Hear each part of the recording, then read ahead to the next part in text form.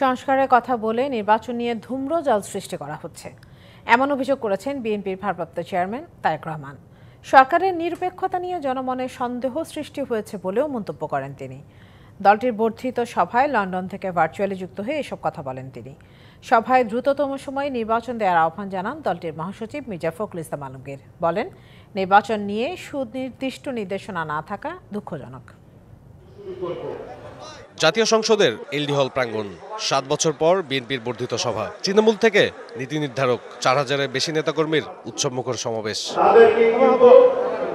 বেলা ১১টায় ভার্চুয়ালি যুক্ত হন দলের ভারপ্রাপ্ত চেয়ারম্যান তারেক রহমান। সবার শুরুতে গেল ১৬ বছরে গণতান্ত্রিক আন্দোলনে দলের নিহতদের স্মরণে শোক প্রস্তাব পাঠ করেন দলের সিনিয়র যুগ্ম মহাসচিব রুহুল কবির রিজভী। গুলি যারা বরণ করেছেন তারা আমাদের মাঝে নেই, তাদের হয়তো অনেকেই আজকে এই বর্ধিত সভায় প্রতিনিধি হিসেবে উপস্থিত থাকতে পারতেন। স্বাগত বক্তব্যে বিএনপি মহাসচিব মির্জা ফখরুল ইসলাম আলমগীর বলেন, নির্বাচন প্রক্রিয়া বাধাগ্রস্ত করতে একটি মহল এখনো ষড়যন্ত্র করে যাচ্ছে। অতি দ্রুত দেশে জনগণের ভোটাধিকার ফিরিয়ে দেওয়া হবে এবং জনগণ তাদের ভোটাধিকার প্রয়োগ করতে পারবেন। কিন্তু আমরা দুঃখের সঙ্গে দেখছি এখন পর্যন্ত সেই লক্ষ্যে আমরা সুস্পষ্ট কোনো নির্দেশনা পাচ্ছি না। শাইনি চুলে এখন হবে সব হেয়ার স্টাইল।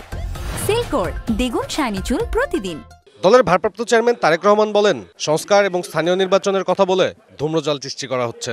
বিভিন্ন সময় জাতীয় নির্বাচন নিয়ে প্রধান উপদেষ্টার বক্তব্য জনমনে ইতিবাচক ধারণা সৃষ্টি করলেও জাতীয় নির্বাচন নিয়ে কোনো উপদেষ্টার বিভ্রান্তিমূলক বক্তব্য, মন্তব্য স্বাধীনতা প্রিয় গণতান্ত্রিকামী জনগণের জন্য হতাশার কারণও হয়ে উঠেছে। স্থানীয় নির্বাচন আগে হলে তা হবে আওয়ামী লীগ পুনর্বাসন প্রক্রিয়া, এমন মন্তব্য করেন তারেক রহমান।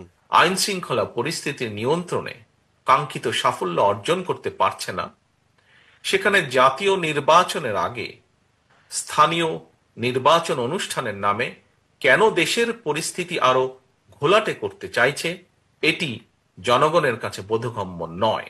গণতন্ত্রকামী জনগণ মনে করেন স্থানীয় নির্বাচন অনুষ্ঠিত হলে সেটি হবে সারা দেশে পলাতক স্বৈরাচারের দোসরদের পুনর্বাসনের একটি প্রক্রিয়া। সব বিভেদ ভুলে আগামী জাতীয় নির্বাচনের প্রস্তুতি নিতে দলের নেতাকর্মীদের আহ্বান জানান তারেক রহমান। হুঁশিয়ারি দেন শৃঙ্খলা বিরোধী কর্মকাণ্ডে জড়িত না হবার।